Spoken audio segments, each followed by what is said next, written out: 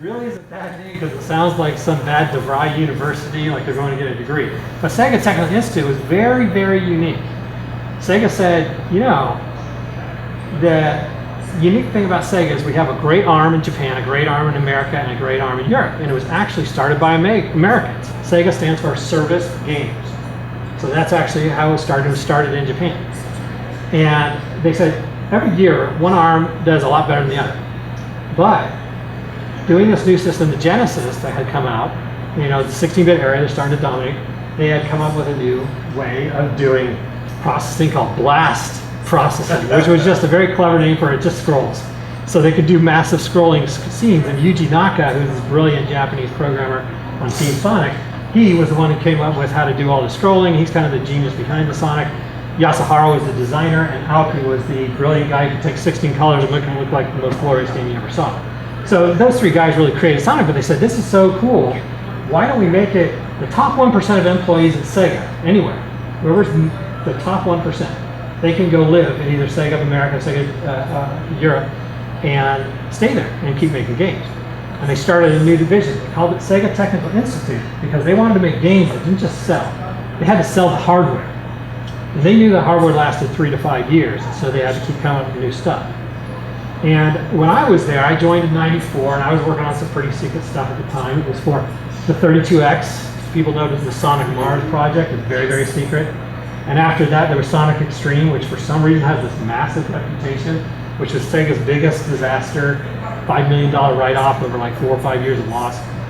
And in between there was a lot of experimentation, a lot of glorious stuff. A lot of people don't know that these game systems that you buy, the Genesis, these arcade boards that you see Sega has, they don't actually make the hardware a lot of times. A lot of times they go to a bigger and better expert. So they went to Lockheed, or was it Martin Marietta and stuff to make some of the arcade boards you play Virtua Fighter or some of these games in the mid-90s. So what they did was they said, well, let's see what we can do. We got the Genesis has been successful. We've dominated the field. They were the #1 company of video games in the world, 1994. And they fell into it. They even admitted that to me on the interview. They were saying, well, Nintendo wasn't really competing. They kind of fell out. They didn't have a new system up, and they were just dominating. They were just making money hand over fist. And they would make a lot of money. They basically, every cartridge you've ever seen, anytime some guy says we're going to run 1 million copies of some game, they had to pay Sega or Nintendo because they're cartridges. You had to pay for cartridges ahead of time. They cost the developer, depends on the era, but it was usually around $20. So imagine you ordered $20 of carts. Well, you got to pay $20 million up front for all those carts, and then you get behind Sega and other games to process those and get them out for Christmas. And hopefully you sell them. But Sega, Nintendo, they made huge money because you had to buy their hardware. So this was the mid-90s. It's a real big transition from going from 16-bit to 32-bit. We're talking the Sega Saturn's about to come out. This is early '95, and they did some pretty amazing things. They already knew the Sega Saturn was not going to be a great system. They knew that they needed something to be superior because Sony had entered the play where Nintendo had dropped out, didn't really have much to compete with. Sony comes in with, it was like $20 billion company. They had manufacturer of CD players and other technology, and CDs were just going into these units. So they were coming out, and they're coming out with this PlayStation. We already knew that's a real 3D machine. The Saturn is not a real 3D machine. So the Saturn had unique technology. It had one chip that would actually do one plane that would pivot. So you could do games like Virtua Fighter or football games, anything with a single level playing field. You could do a little bit of 3D. But the rest that you see is 3D is actually tweaked sprites. So sprites are what we call rectangular images that move around the screen. But this lets you move those points anywhere you want. So it's a 4-sided polygon. Well, that's called quadrilateral. You're going to see a whole bunch of stuff on this next system. Go to the next page. I want to see what we got. You're going to see a whole bunch of stuff on this system. So Tomb Raider, one of the early games we saw as a prototype in '95. We saw this, and I was just literally like, you have to sign these guys up. These guys in English, whoever's making this, the animation was phenomenal. This was what we saw. This was killer. This was hot in early '95. And this was a prototype of Tomb Raider. We signed them up. We had a 6-month exclusive on the Sega Saturn to only have Tomb Raider on our system. Versus most people don't even know it was on this. So go to the next. So now what you're seeing is this is the actual result. So in '96 is when it actually releases. But turn the lights out if someone can, so you can see these polys better. Yeah, I was thinking we'll get them all out. Because it's really, some of these imagery is dark because, well, graphics were pretty shitty back then. It's not so much the fault of this room or projector. So what you'll find is here they were comparing, just like they do today, Sega Saturn versus PlayStation 1, Sega Saturn, PlayStation 1. Here's another shot of Tomb Raider just a Saturn. And you'll see how boxy, and yeah, she really had cones just like the Don. So she was pretty boxy, things were pretty sloppy, and very, very few polys. You were lucky if you could get a couple thousand polys. I think the average was if you could get 5,000 polys on screen, you were like high-end, high-tech. Your phone right now, you could probably get close to 100,000 polys on a standby, just in view. So this is really low-tech 3D. Everybody's trying to go 3D. 3D was it. Every game had to be 3D. But guess what? Every year, game of the year would always be some 2D thing like Roller Coaster Tycoon or some other game. I know another 2D game. Terraria is a 2D game. That's 2D, and that's very cool because the new stuff is now very much like retro game. So that's like Minecraft, but done retro style. And kids, it's great because you guys like these games, but this was high end back then. And what they wanted to do was get higher and higher end. It was all a race of technology. So in '95, it was a really killer year. Sega was jumping all sorts of stuff. They had Sega Channel, which was trying to actually have a mass networking market where you could call in and you could download games, you could play them on your TV. That was a big disaster. Sega had lots of different things. Here's some other Sega Saturn games that everybody knows because these were the hot arcade games that they ported. So Virtua Fighter, they made a remix version. Daytona USA and Virtua Cop. These were the games that came out with the Sega Saturn in late '95. Well, actually, I guess these came out maybe a little bit earlier because they did a unique thing on the Saturn, which is the biggest marketing thing I've ever seen that was so stealthy I couldn't believe they did it. So the whole thing is you always come out of the game system in September, October. You needed that time. You needed the ability to soup it up and get other developers on it. They pulled the wool over. We didn't even know. Inside of STI, their hottest development unit, we didn't even know. But they pulled this thing out in May at E3. The day of E3, they go, you can buy this in stores today. We made a deal with Toys R Us. Pissed off all the other people like Walmart. But they had this in the stores the day of E3. So this was 4 months ahead of schedule. And that's the only reason the Saturn did well, because they already knew it was going to die. It was going to hurt. Up against the PlayStation, that was a real 3D machine, it was not going to make it. So this is what they did have. Now you can see, you're like, well, this all looks like perfect 3D. It's all great. But it's not. All these polygons you see were a weird, unique form. You'll really see, especially in the irons and stuff, everything was made out of rectangles that were tweaked. So we call them quadrilaterals, four-sided polys. Quad being four, laterals, polygons being four-sided polygons. So everything was squares. But the weird part was, you missed out on things, like there was no perspective. Now, when we talk perspective in a game, I always refer to comics. You ever look at comics and you look at a comic panel and you see when they're trying to put a pattern in there, like a checkerboard or other things? No matter where they draw the comic, the checkerboard is just sitting there static like wallpaper. And so it's always seen through. Well, that's what no perspective was. So what we had to do is you had to break all these polygons down to the smaller ones and kind of, all the stuff was pre-drawn.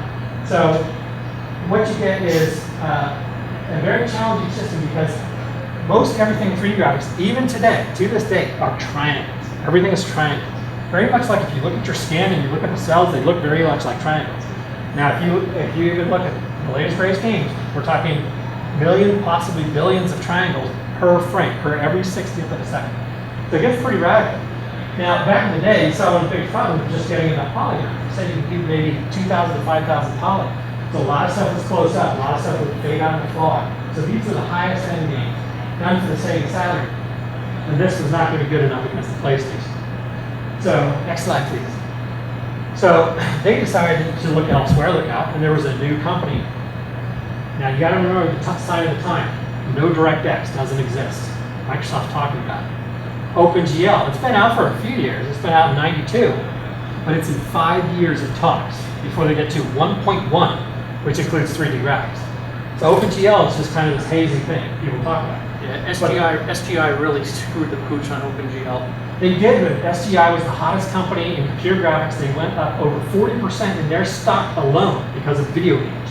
Because what happened was everybody was doing stuff like Donkey Kong Country, or I forgot what I think it was Donkey Kong Country, but it was pre-render all your stuff in 3D with these high-end SGI computers, make them into sprites, and then make a game out of it. So they were making hand over fist selling the game company.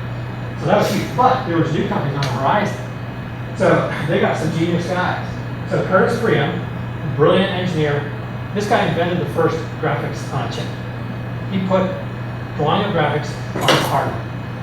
Chris Malachowski and Jensen Huang, they both were fresh out of college, like a year out of college, and they, after getting like a master's in that, and they hooked up, and they said, we're going to start this new company making graphics cards that don't just do 2D, but they actually do 3D, multimedia cards. So this, go on to the next slide. You got Curtis Freedom. This guy is freaking brilliant. So he's a co-founder. He was there for 10 years, only 10 years. Before that, he did stuff for 10 years at Sun Microsystems, developing the first graphics chip.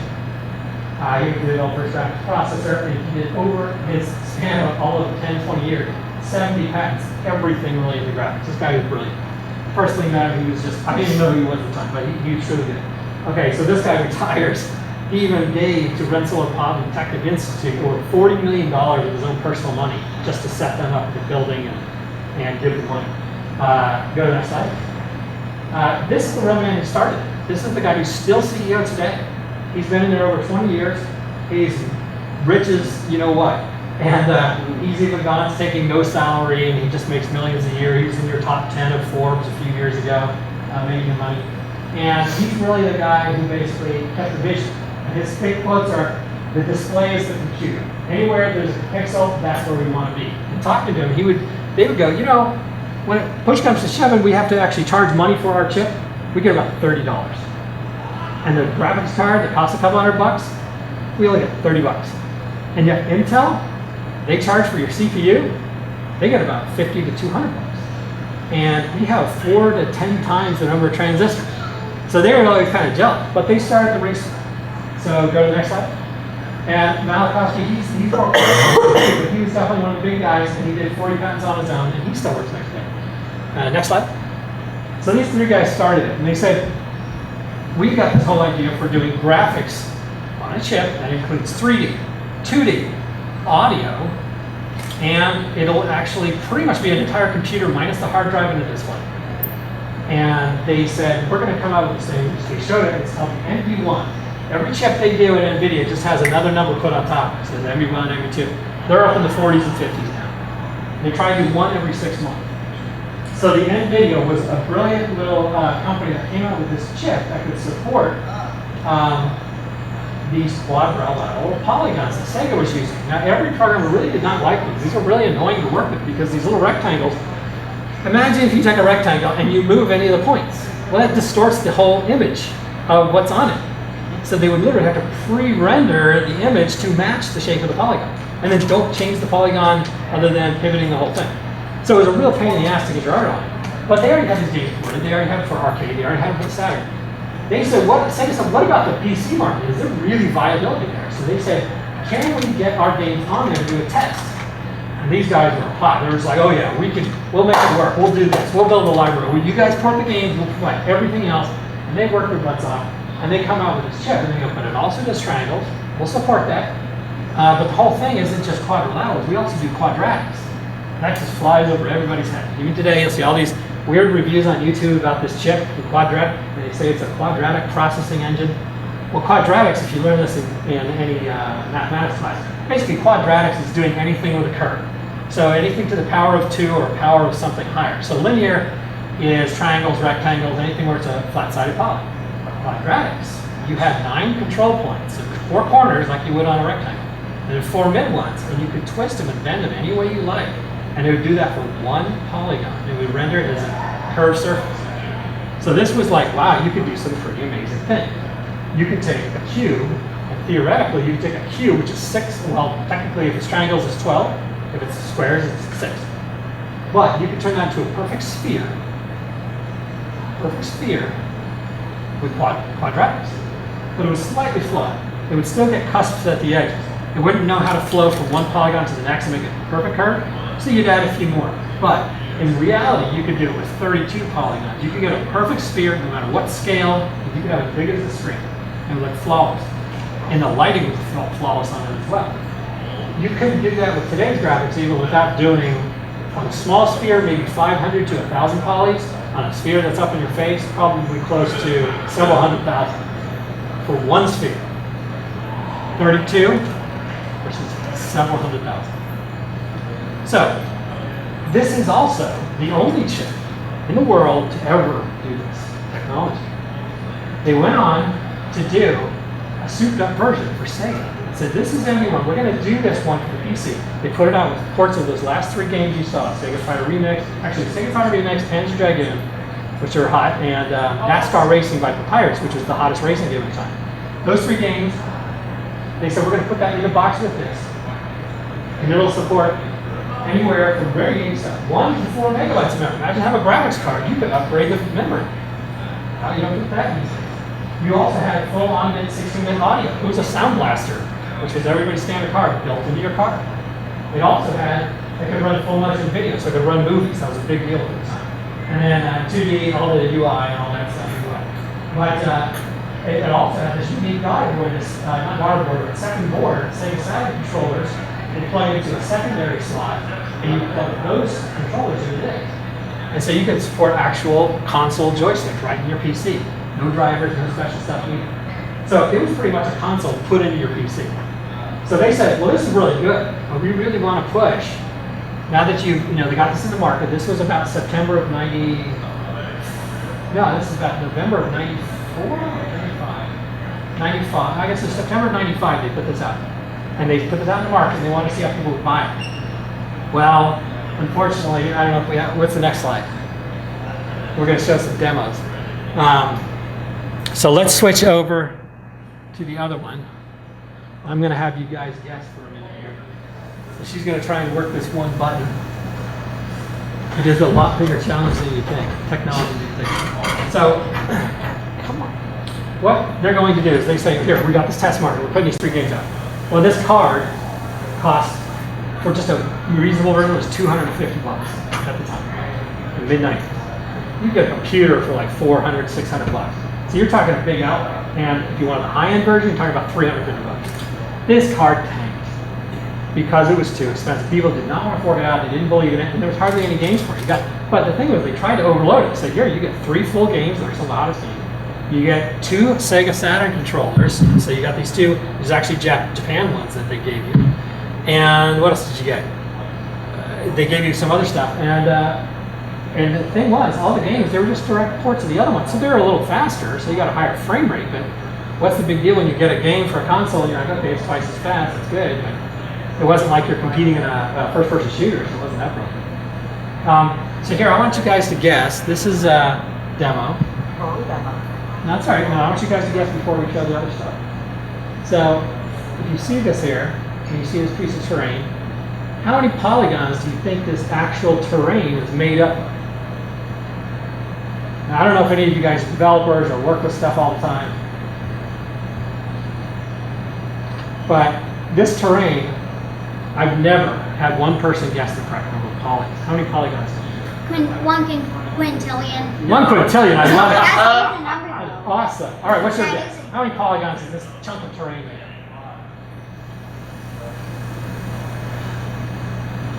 of? Imagine a big triangular mesh or a big quad mesh. Anybody else got a guess? I'm going to take Let's just guess 500.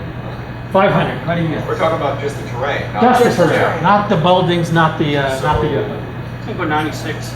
96. Interesting. I think I was going to go a little lower, but no. 96. Well, you're the closest so far. So it's exactly 100 polygons.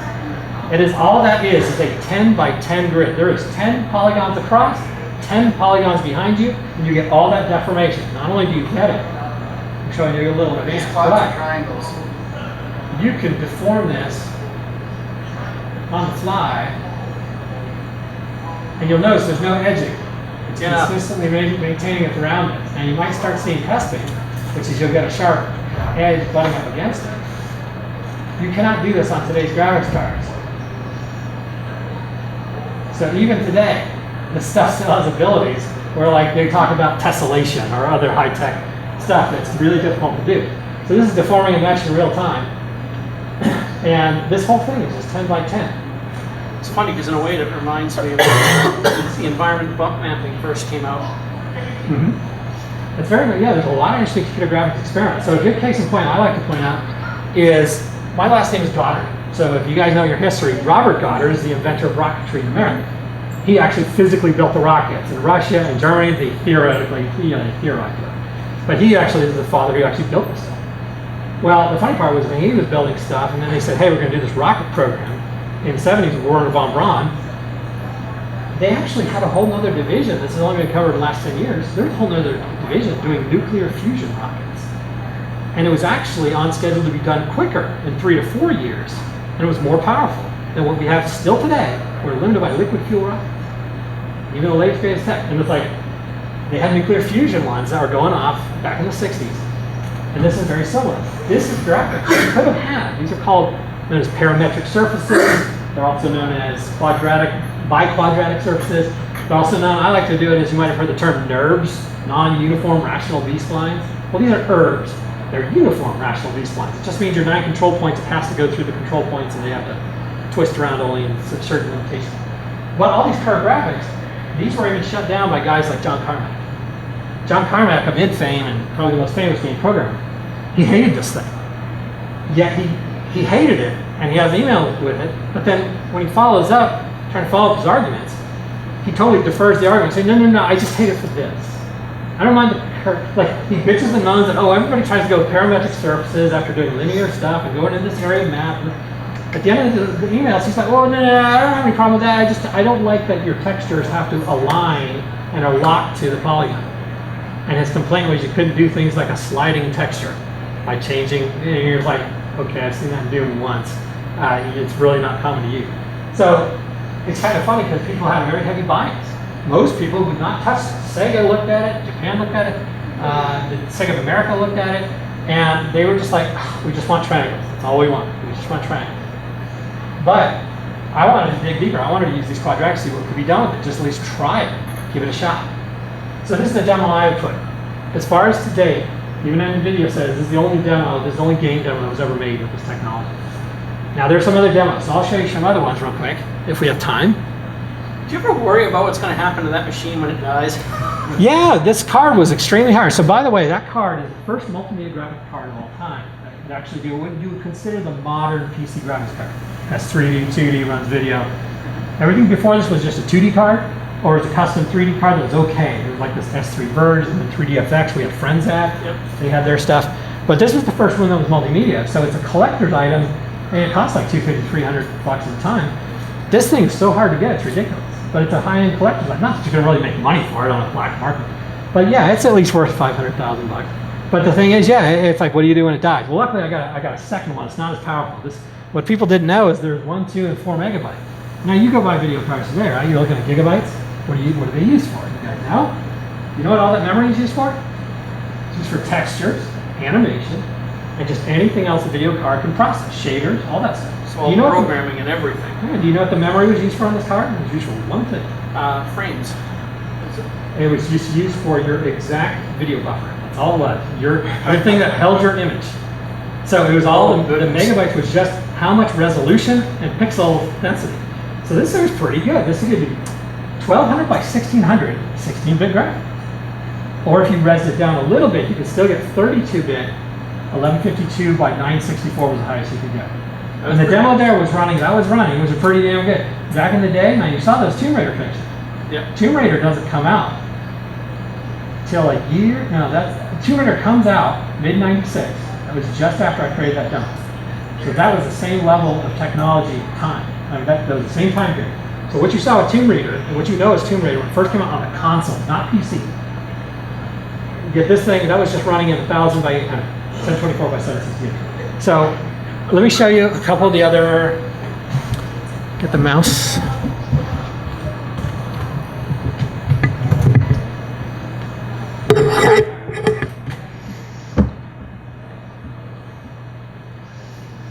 Let's see what happens.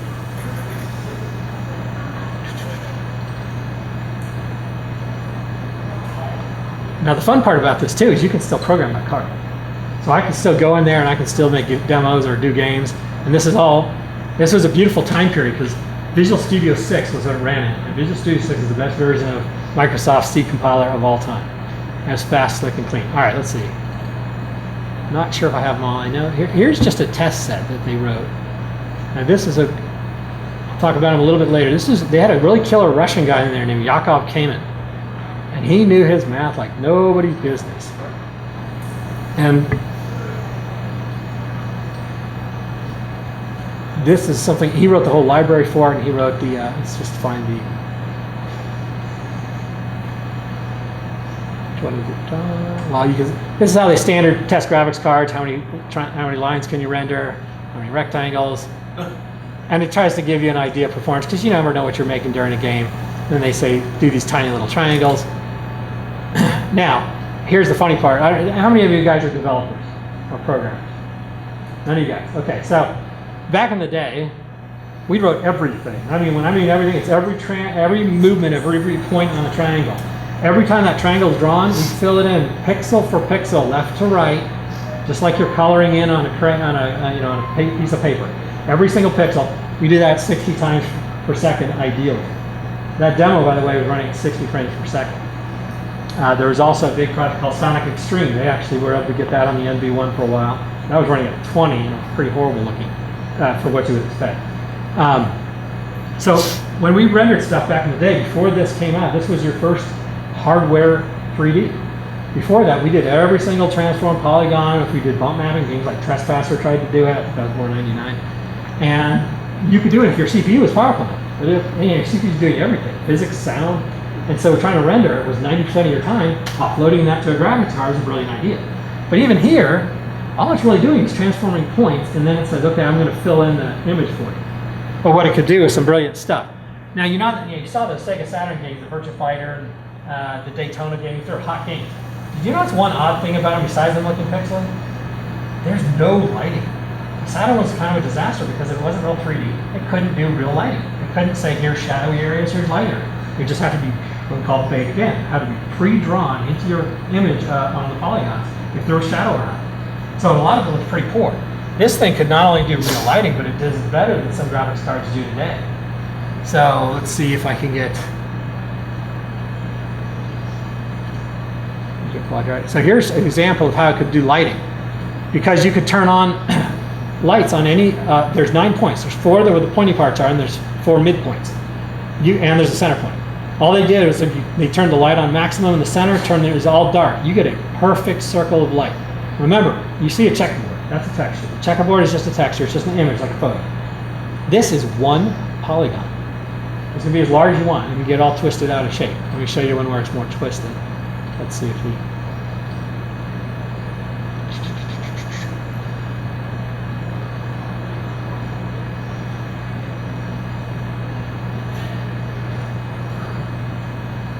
Where is the home?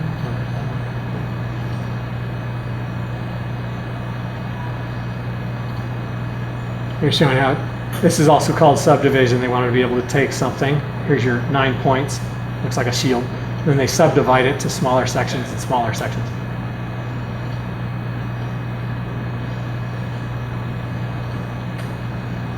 Wow. Okay. So that was just drawing a ton of random quads. Those are rectangular.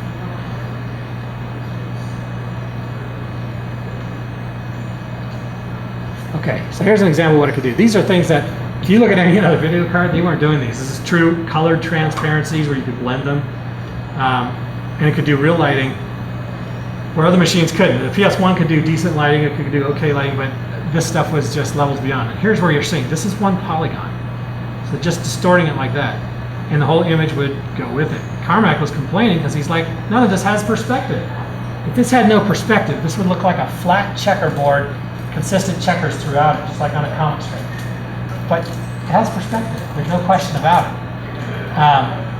So there's a lot of people giving misnomers because they didn't try it. A lot of people talk out their ass, they don't really try stuff.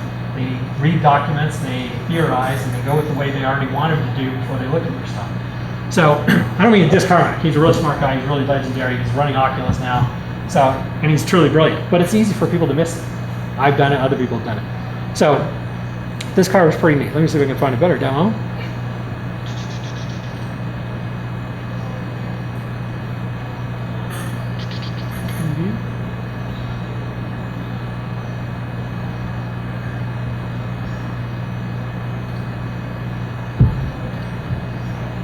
Oh, don't run DOS. No, no, no.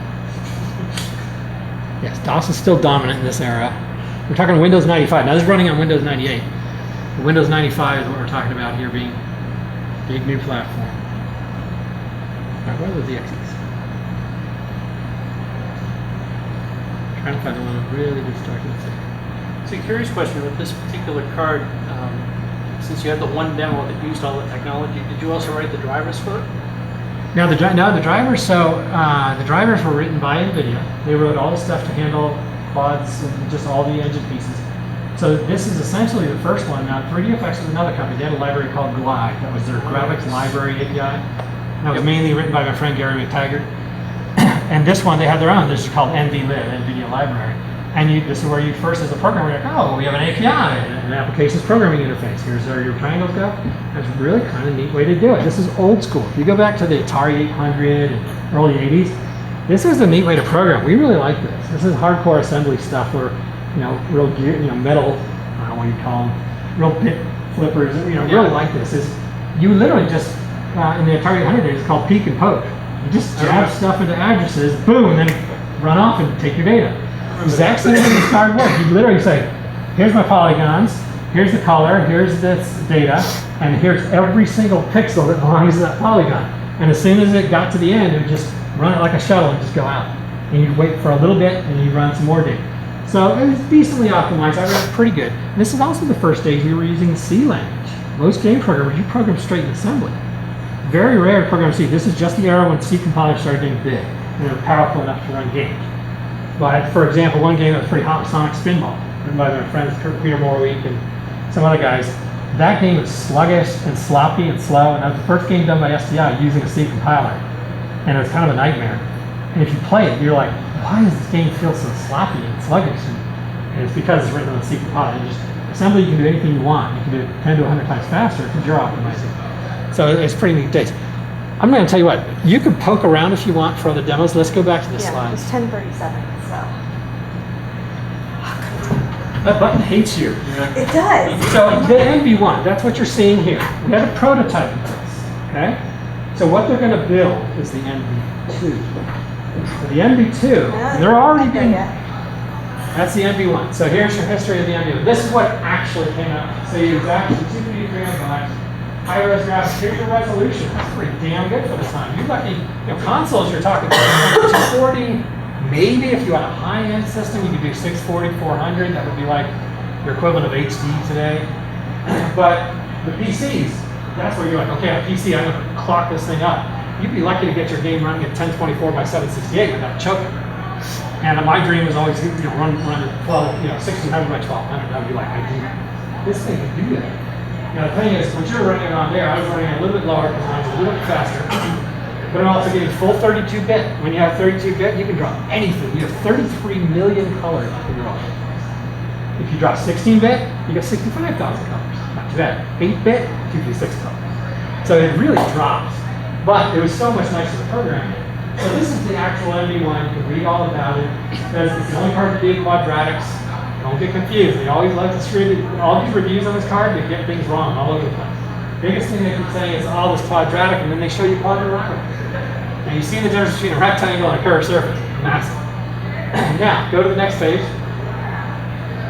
Now here's what comes out. This was mid-95. They're saying we want this NV2 to be turned into a console and put out at the end of 1996. So we're talking April, February, March of 95, I created that demo. So Sega Saturn comes out at the end of 96. We do the same game, just second version. So we're not talking adding tons of content. We're talking soup up the engine, add a few more tracks, add a few more fighters. Virtua Fighter 2, so it's a little bit better. This is Daytona, a little bit better than that version Cup 2. So Daytona Special Edition. So they are a little bit better, but Saturn is obviously limited. This is how any game system goes. The longer every year, we get better and better at finding how to tweak it, make a little bit more performance, and a little bit better graphics. But it's limited. So here's actual comparisons. If you just want to look between you, this is what you got in 96. From 95 to 96, that's what you got. So you get more built-in shadow, a little better simulated lighting, but there's no real light. There's a shadow, but there's nothing really giving you depth. It's really just bright on in your eyes. This is Daytona, same thing, a racetrack, bright and sunny day, maybe like that, with those shadows off the mountains. It's very loud in your face, very pixelated. Now, don't get me wrong, these were great games. These were 90s arcade racers that are so popular. Kickstarter is creating a game called 90s Arcade Racer. He's trying to simulate that era. And it's awesome. Virtua Cop, best shooting game in the 90s probably. The Virtua Cop 2, and you're saying like, we're not talking a whole lot of improvement, kind of just a master mess in some sense. So sometimes they could only do so much. Now, this NV1 was positioned through Michael Hara. He was the main contact that we have. He was an investor, senior VP investor. He handled anybody doing investments. You know what happened? Sega said, okay, the PC market, not so hot, not so great. I don't know about these 3D cards. But can you take that 3D card, which is pretty much a console in a box, can you shove that and create a separate console? Now, I even looked back through some things, and I think there were some rumors calling it the Saturn V, right? So they're taking the concept of the Saturn, and now they're turning it to the Saturn V rocket success in America. But there was real no name for this. A lot of game systems had hidden names. The Dreamcast, for example, that was the Katana. That was a much cooler name to us, but then Dreamcast is its official name. So the secret name on this was kind of even unknown, but Michael Hara, he convinced, and he was our main contact. Sega invested $7 million. This is what I found out for a couple decades later. $7 million into NVIDIA. You know how much that was then for NVIDIA? That was over a third of their company. Sega bought in. And they paid NVIDIA to do this. They said, we want to turn this into the NV2. We want the NV2 now. We want to do everything the NV1 does. But all we really give a crap about, let's see. Go to the next slide. I think we're talking about it. They say, okay, so it's an investment, a bigger experiment in NV2. So they want Virtua Fighter 3. That's all they give a shit about. They said, we got Virtua Fighter 2, the hottest game. We're coming out with it this year, but we want Virtua Fighter 3. And I kept pushing it. I was like, when is Virtua Fighter 3 out in the arcades? It's mid-95. Like, well, no, it's not out yet. I'm like, how do we port a game for a hardware that doesn't exist and a game that's not done? And it's written in Japanese. And lo and behold, it wouldn't come out until July of '96. So they expect, okay, you've got a game system come out, so what, we're supposed to port this thing in 3 months? So that's all they care. They just keep reiterating. They say, we don't care about any quads. We're not doing rectangles anymore, disaster. The whole Saturn stuff, disaster. We're not doing anything with quadratics, we don't care. I mean, that's nice, you got them, okay, leave them if you want, but we need triangles, that's all we care about. And even NVIDIA, they said, really, it's actually running quadratics and quadrilateral. We just gotta make the triangles conform to the rectangles and do this fancy stuff underneath the hood. So, the key is $250 per year. That is a magic number. If you ever hear about this in video games, still true today. Sega learned this very fortunately, and they made tons of money off it. If you can get any game system, and it's actually, they didn't learn. Every game system does this. They take a game system and they come a new one and a new one, and then when they have their huge year of success where they're number one, the next year they usually fail because they charge it with a machine that's too complicated and it costs too much. Sega Saturn was $400 retail and they were losing money on it. So these guys, when they told you they made money off the cartridges, right? Same with the CDs. When they went to CDs, they only charged $10. CD cost them like 10 cents to make. So the key was give out the hardware. If you could, they would do it out for free. They lose a lot. Case in point, Microsoft on the Xbox.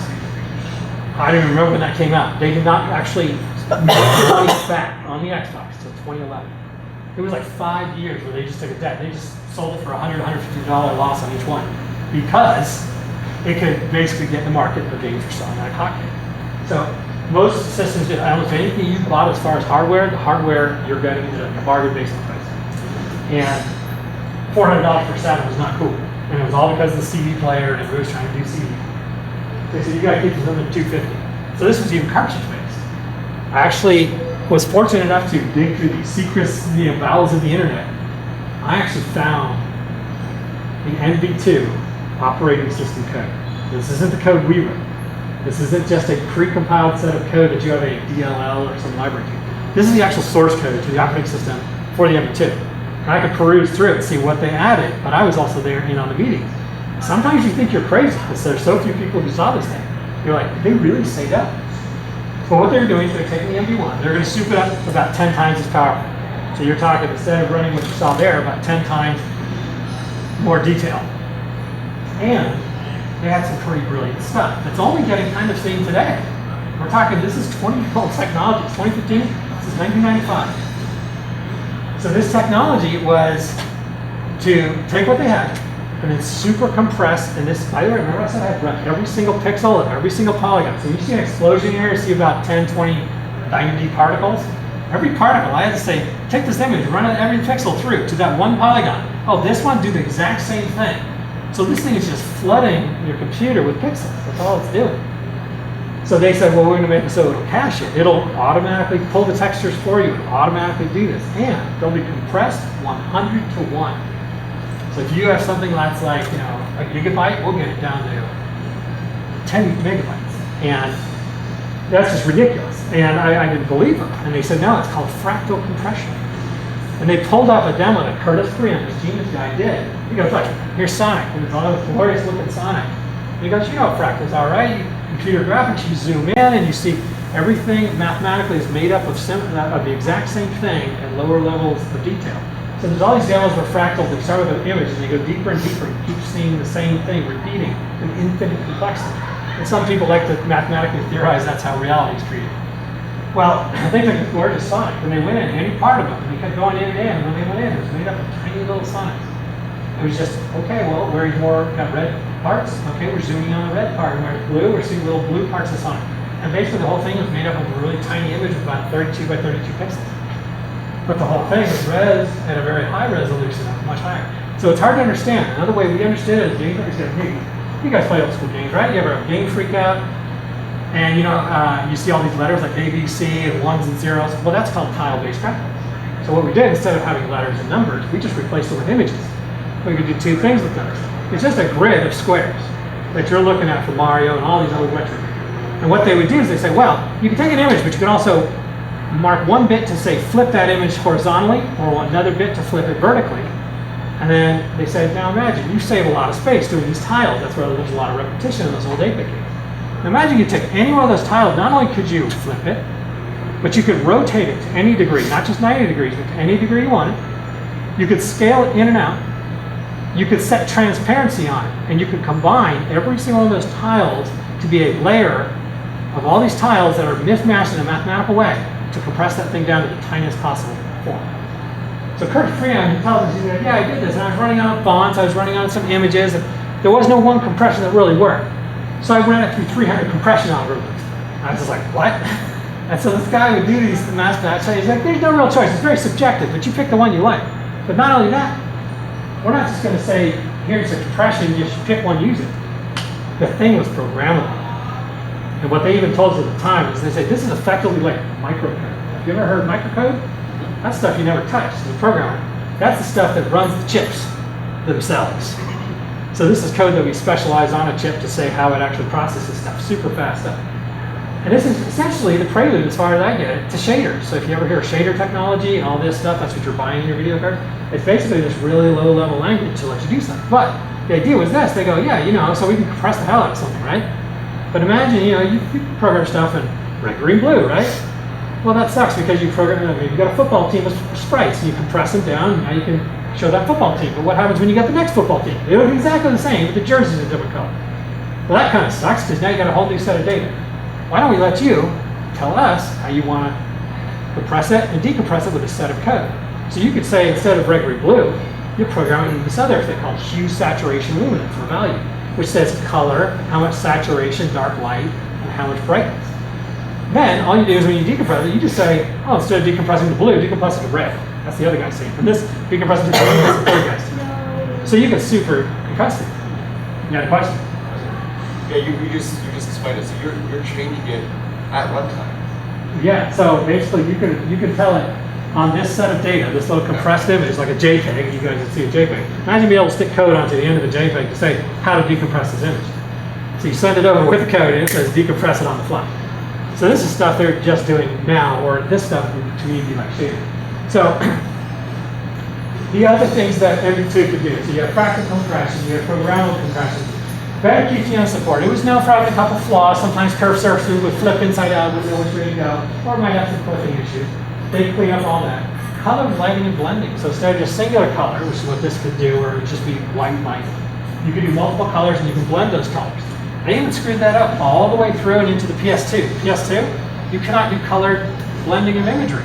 That's why you don't see many games with transparencies or colored lights, because it doesn't know how to do it. It was actually a an operating system error, most people theorize, because there's no reason you couldn't do it. It just wasn't programmed in the operating system to do it. And then the texture loading automatically happening and having a cache in your card. Now you have a reason to have more memory on your card. And that's what you're paying for today, gigabytes, is to store textures and store animations and video. And better audio streaming and a new concept, very expensive, called Z-buffering. So Z-buffering is every video card after this one. But the whole thing was, their question wasn't even worth it. Z-buffering said, basically every time we draw a pixel, we say, well, how far deep into that? So when you have an XYZ axis, so X and Y is what you see flat on the screen, Z goes in and out. We just say, well, however far it is in our theoretical 3D space, mark the depth there. And then when you draw something again in that same XY position, just check to see, is it in front or behind? If it's in front, go ahead and draw it. If it's not, don't draw it, because you already have something that's closer. So Z-buffering, every single pixel ever drawn on your screen has to check to see if it should draw itself or not, comparing itself to what's there. So you could liken it to, you know, those old toys where you have all the grid of pins and you can put your hand in it, or your face, and you have this kind of matrix of depth. That's a depth buffer. It's just recording the depth at which you pressed in your hand. So that was very expensive, because memory in 1995 was the most expensive thing. We almost, as America, gave away the memory chip business. We went down to one company in Texas, I believe, by 92, I think it was. And the government was going to let it slide, and they said, no, you're giving it all to Japan. They dominate the memory industry. We are going to invest and provide 3 more facilities and start competition. And it wasn't until the late 90s memory became super cheap. You could buy it for a dime on a dollar. It was really cheap. But here, it was really expensive in the mid-90s. So you had systems like the N64 from Nintendo, blurriest, lowest memory system, 3D system of all time. It was lower than your little hand. It was ridiculous. It was so bad, it was all blurry. Yet you had games like the Ocarina of Time, legendary game. Play the original. You feel like you're playing without your glasses if you're nearsighted. And then they souped that up. They basically converted it to the Dreamcast. They kept souping up the textures because that thing was so limited on memory. So this thing was like, okay, this is what we're going to build. So anyways, they go to build the NV2. It's all back and forth. And even all the other divisions take a give up. And just our little group of guys is talking to them. And we're looking to talk directly to these guys, this Russian engineer, Michael Harris helping us and doing all these things. So here was some stuff you'll see on YouTube. This is the Dynamix V1 compared to just rendering in software. Now the hard part is you're only seeing this, it's a lot more detailed, there's no pixelation. When you see this running on YouTube in real time, it's a lot more impressive than you see here. It's like night and day. This looks like some horrible pixely thing. You can see it kind of here. Also, this is being run to a monitor here, which is low-res. So this stuff here, it becomes night and day. So I can show you that on YouTube if we get a chance.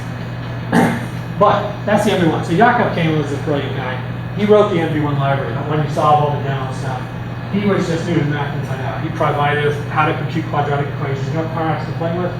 It's too hard to collide with curved surfaces. There's too many problems with it. It's going to be a mathematical nightmare. And I got about 2 emails, quadratic equations, and I'm doing real-time collisions there on that terrain, deforming the, not only am I colliding with it, I'm doing effectively the same thing you see in any drawing package where you're doing a paintbrush. I'm actually painting down the landscape at multiple varying heights, almost like a sphere I'm taking and I'm pushing it down. And collision is not nearly a problem as what he thought it was. And it was somewhat complex, but it's not that much harder than doing it with math. But and you can see, everybody's like, what was this NV2? This is the only chip never actually made by NVIDIA. They never actually got the silicon.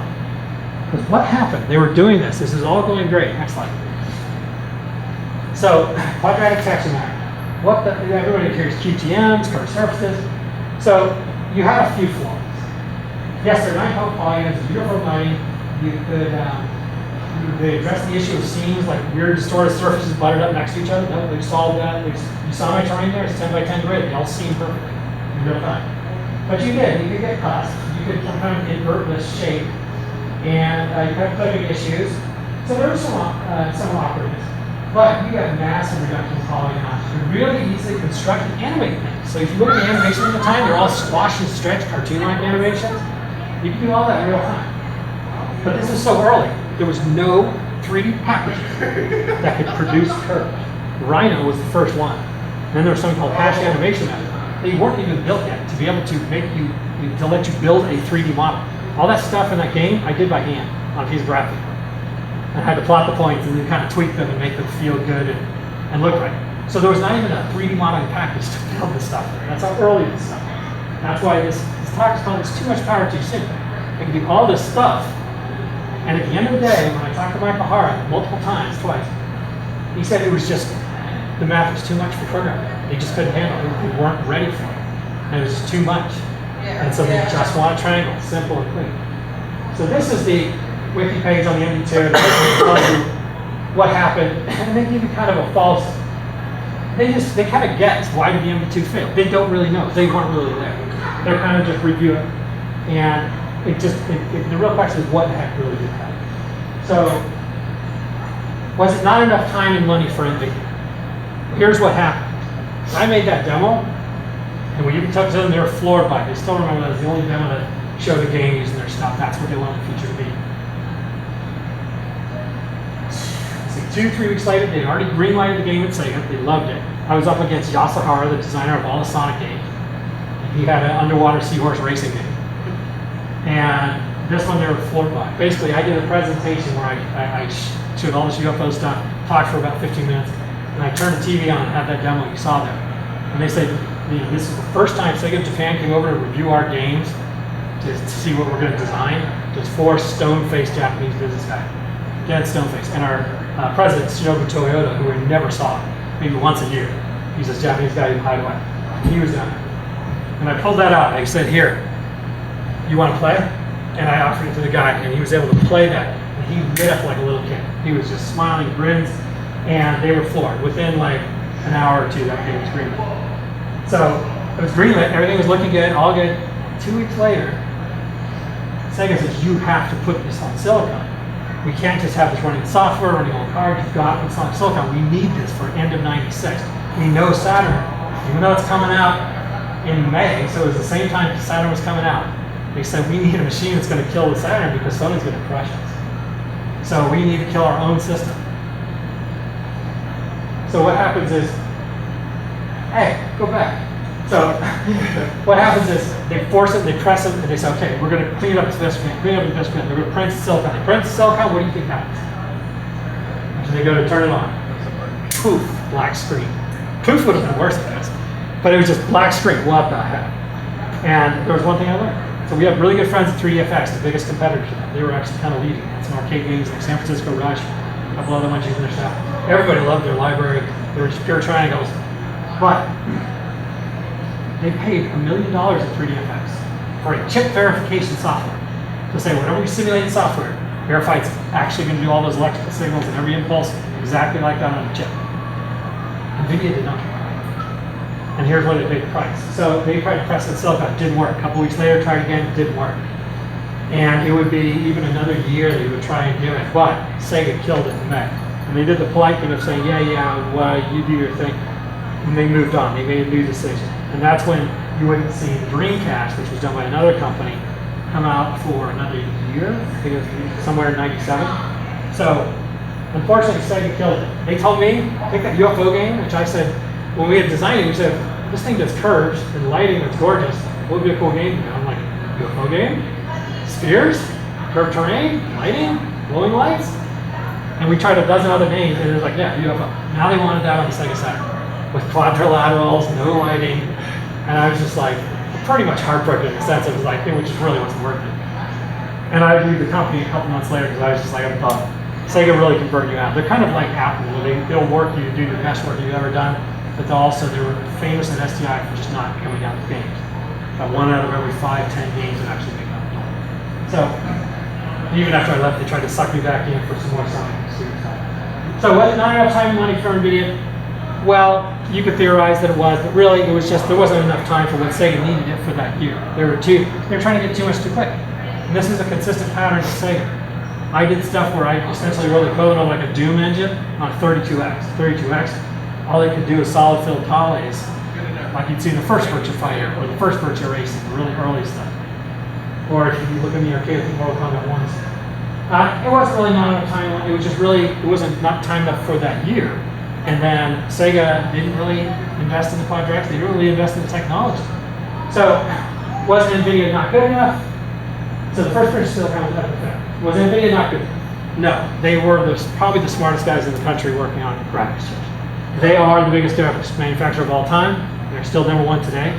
They bought their biggest competitor, 3DFX, 2-3 years later, and after this period, and they turned around the fastest turnaround of success I think of a company ever. They went from doing this, almost taking their business out, to the next year going halfway into developing an NV3 and saying we got to stop this, just do triangles. And they came out with a card called the Riva TNT. That card is legendary for being just like super fast, super clean, super awesome, cheap, and it just shot them up on a rocket path. They haven't slowed down since then. So NVIDIA, yeah, they're the hottest company. Same guy. Quads, quadratics, was it quads? No, it wasn't really quads. Was quadratics not being addressed? No, there just wasn't enough time. The machine needed a year to mature, just like it took for the Dreamcast. The Dreamcast was technology we were even looking at. It was called the Power VR chipset. And it was really weird. They used a thing called planar intersection. So you literally, you would not draw in triangles and tell where the 3D spatial triangles were. You'd have to say, where do planes intersect that a triangle will be created? But you get unique things free on this Dreamcast. You get shadows for free, and you get reflections in windows because it did intersecting planes. It was really bizarre. It's so bizarre. At that time, in '95, when we were doing the NV1, programmers couldn't understand it. They didn't know how to program. How do you model something with intersecting planes? So it took them a year before the company themselves said, okay, we'll take your triangles, we'll mathematically convert it into intersecting planes. But it wasn't a bad thing. Development delay. Burst Fire 3, yeah, it didn't release until July '96. How are you supposed to make a game in 3 months for Christmas when the game's not even done, the hardware's not done? So it was a lot of impossible requests. My theory is maybe it's aliens. So that's, that seems to be the common theory. If it's none of these, it's got to be aliens. So next slide, please. So here's the actual thing. This year in July, Sega Boss acknowledges betrayed plus pledges better console. Sonic Boom comes out. It's a disaster. It's the worst selling Sonic game of all time. Everything since when I joined there, Sonic and Knuckles was the last game released. It was a brilliant success. The fourth Sonic game. Every Sonic game after that, every Final Sonic set, it's just they've never gotten back to it. It's kind of like Star Wars. It's just there's the first 3. There's a real trilogy. The rest is it's kind of cool, but it's never gotten quite there. Same with Sonic. Generations was good. Colors were pretty decent. But all these other Sonic games, they just really never translated. They just aren't good. It turns out this was a correction because they got the wrong guy. It wasn't the CEO of Sega. It was the CEO of Sega Games. But he basically said, look, we basically screwed up. And this is only apology for the last 10 years, so this is only 2005. But that was the common thing of Sega. They just didn't invest that much. I was one guy, and I had 2 other guys they gave me eventually that hardly did anything, and I even did all that art. All that art, that was for that UFO, that's just a snapshot of Mars that we had gotten from satellite imagery at the time. And I drew that stupid little base myself, and everyone just says it looks like Close Encounters.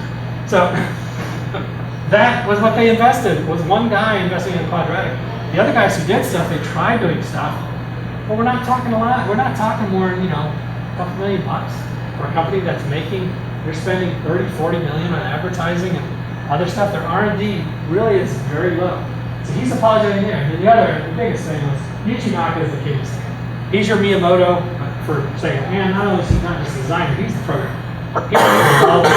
Yuichi Naka had a lot of successful games.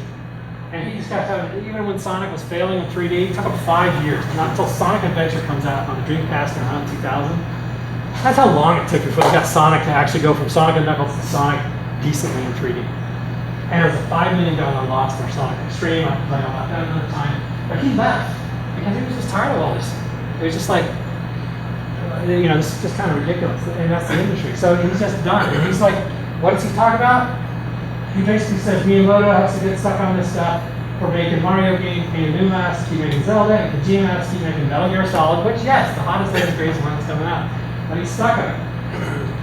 It's like if you're George Lucas and you could only make Star Wars. It's just, you saw what happened when that happened. But what he talks about, everybody talks about this, you need to create other stuff, like new stuff, because that's the healthier for the industry. You gotta create innovation, you gotta do that stuff. They really wanted that UFO game. I mean, it was really hot. But they killed the hardware that it could run on. And so even today, running that kind of stuff, that landscape, most people would guess anywhere from 5,000 to 500,000 polygons. And if you try and render, like, I don't know if you guys program today, Unity is the hot engine, that's what I even use. You're talking probably about 50,000 to a couple 100,000 polygons to do that same piece of chunk of terrain. And yet, we left that in the door. Nobody's done curved polygons, these quadratics since then. And they still think it was cool for the time, but it's a big black spot on their record. Even though it really wasn't a negative thing. It was just too much, too early, too soon, and other people didn't embrace it. So, do you think that with the state of where hardware is now, that by using all of those triangles kind of makes up for it not does having make up for, quadratics? because you do get certain things which Carmack I talked about, which is there's problems when you distort a surface out in front of you. Like, yeah, it looks cool when you distort it. Hey, there's Quora from Tron. Where's that the original Tron? Tron guy really got sexy. Okay. Working out. What were we talking about? She totally threw me off. Oh, Come through. Quadratics and old versus just because we can do so many triangles. Yeah, so today, the thing is, when you have triangles, one thing he was talking about, Carmack talks about is, look, we know triangles so well, they're so tiny, that you know every property with them, you can actually not have any problems with distortion, don't have any problems with lighting it, with doing other effects on top of it. So there's a lot of tricks we do as programmers that are layering of effects. And you have things like shaders where they operate per pixel. Well, yeah, when you distort a surface, what they call them in programming nowadays is all those things where you see chunky blocks that you might call pixels. A pixel is technically only one bit of light on a monitor. So that whole rectangle that you see as a chunky pixel, now that's called a texel, which is a texture pixel. So it's basically this big, really to me it's just another quadrilateral. And what happens is because some are distorted where they're larger and some are smaller on a curved surface, whereas on a triangle they're always the same size. There's some things you might have to get around, but we're talking 20 years ago. There's a lot of room for it. Now the thing is, they also said some stuff like, oh, we can't collide against them easy. It's like, you make curves to make it look pretty. You don't really do it for real collision. Every game you play that's a hardcore game, that's first-person shooter, it's any sort of thing like that, what you're colliding against is not what you see. We make a much, much lower resolution mesh 3D object that sits under it. Oftentimes, you play the old school game, you're shooting at sprites. We just use the sprite edges and we fill the sprite up, which as much as the character as we can. You can shoot a hollow pixel and it still hits it. It's just comparing it against boxes. So I gave it a comparison. We reported on Mortal Kombat 2 before I went there. I went to Leland, which became Midway South. I'm reporting Mortal Kombat 2. Mortal Kombat 2, one of the most legendary fighting games of all time. I tell them, okay, well, we can't really tell what the collision's doing here. It's so awkward because Mortal Kombat, you could trip and get your foot be a foot away from the other guy, and you trip them, and they flip over. You're like, what the hell? It's so cheap. So that was so cheap. People in arcades like, you don't trip me. If you trip me, I'll just rip the floor with you. And they would. So tripping was like a foul. And so Mortal Kombat 2, I said, turn on the collision. And they go, oh, we can do that. And they flip this way. Mortal Kombat 2's collision, you know what it is? One rectangle versus one rectangle per image. So all they would do is you're rectangle fighting. That's literally your game. I've seen other guys do this in Unreal Tournament. A gorgeous game, highest end computer, he's running it all gorgeously. Then I've seen him playing, all I'm seeing are rectangles flashing in and out. I'm like, what the hell are you doing? He's like, oh, well, I want to get the highest score and the highest frame rate. So I just turned all the graphics to the minimum. And then I say every rectangle, and all I'm doing is shooting rectangles. I know exactly where I can hit them.